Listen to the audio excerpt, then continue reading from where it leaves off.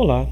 Neste vídeo agora nós vamos trabalhar com a utilização de múltiplos arquivos, o chamado Multiple Design Files. O VHDL pode se constituir de maneira hierárquica. Então eu vou ter aqui um arquivo principal, vai chamar Top VHD, ele vai ter a entidade, a arquitetura, todos eles chamados Top, e eu posso chamar dentro do arquivo uma componente. Essa componente chamada MIDI-A e a componente chamada MIDI-B. A componente MIDI-A, ela tem seu arquivo da mesma forma, por sua vez ela chama o bottom-A, que está aqui na parte de baixo. A MIDI-B, ela chama tanto o bottom-A quanto o bottom-B. Então isso é a mesma ideia de função, subfunção, rotina, subrotina, que nós vemos aí em outras linguagens de programação. Tá? Então a componente, a ideia básica dela é que eu tenho o componente, o nome que eu vou trabalhar com ela, a porta que eu vou estar usando e end componente. Então isso é basicamente a função. Essa outra parte a gente nem precisa ver. Nós vamos ter exemplos aqui, tá? Essa atividade agora, atividade 9, eu acho que ela é uma atividade muito interessante. Eu gostaria de que vocês realmente assim observassem com muita atenção, e na próxima aula nós vamos discutir um pouquinho essa atividade descrita.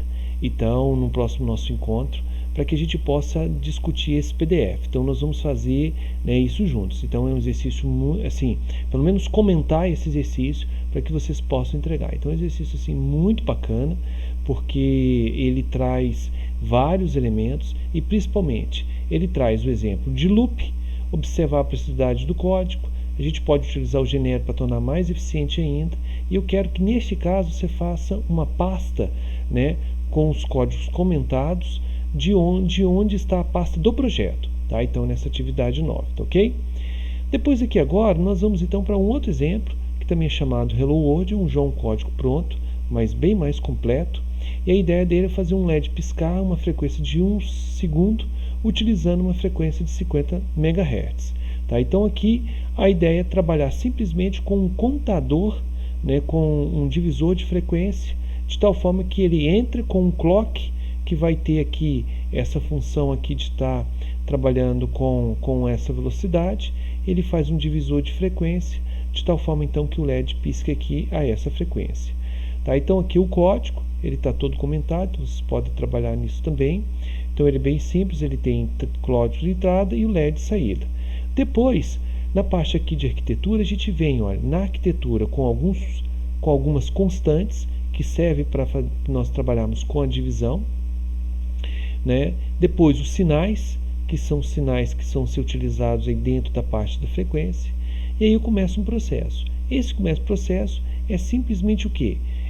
Eu vou estar trabalhando aqui com um tipo flop tipo D, me desculpe aqui, é um tipo flop tipo D aqui, então nessa parte, por porta de subida.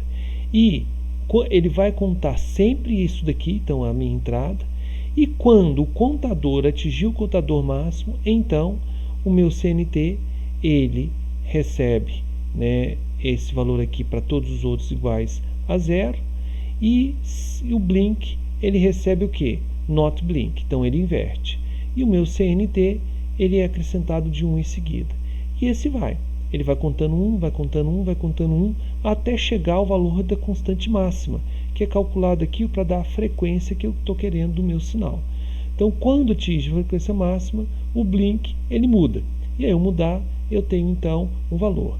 Na saída desse processo, eu tenho o meu blink, que é a saída aqui desse valor desse processo, e ele recebe aqui então o meu LED, tá? Então, isso aí é um programinha bem interessante.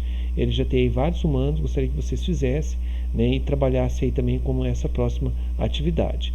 Além disso, no momento que vocês forem trabalhar, vocês vão colocar aqui os pinos, da forma como a gente está trabalhando, a indicação da pinagem no quartos. E para simular aqui, ao invés da gente utilizar, nós vamos utilizar o Universe Program WVF, uma simulação máxima de 100 microsegundos. O VHDL precisa ser alterado para comportar esse tempo. Sugere-se uma sequência de 500 kHz, para que a gente possa simular, senão uma frequência daquela vai ficar muito grande, tá? Então, vou inserir aqui os nós, aqui está o passo a passo dos slides para vocês fazerem. Depois, vou encontrar os nós, o clock e o LED que eu estou trabalhando aqui. Depois, eu vou trabalhar com uma sequência de clock para, né, sobrepor o clock no meu sinal. Rodo a minha simulação e aí eu tenho aqui o meu clock. Como eu coloquei uma frequência aqui maior, né, então de 500 Hz, eu consigo verificar o meu divisor de frequência. Se fosse 1 Hz só, eu não teria condições de verificar, tá? E aí fica bem interessante, tá bem? E a atividade 10 é exatamente o que? É exatamente esse trabalho de estar fazendo esse Hello World como um dos últimos exemplos que nós vamos trabalhar, tá certo? Então, pessoal, aqui a gente trabalha no nosso próximo encontro 5, talvez mais um no máximo, nós vamos, né, terminar os conceitos básicos de VHD, já caminhando para o capítulo 6, que é um conjunto de atividades para que vocês possam fazer uma a uma, fazer simulação e tentar entender aí todos os processos, tá bem? Então agradeço mais uma vez a atenção, né, de vocês e até o próximo vídeo.